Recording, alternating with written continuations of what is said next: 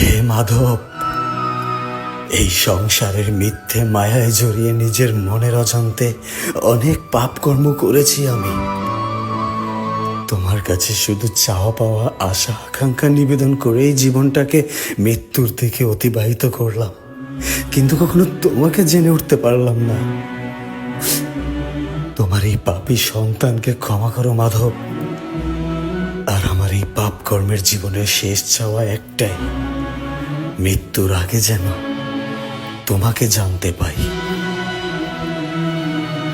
হে মানব, যে আমাকে জানে বা জানার চেষ্টা করে তার কখনো মৃত্যু হয় না।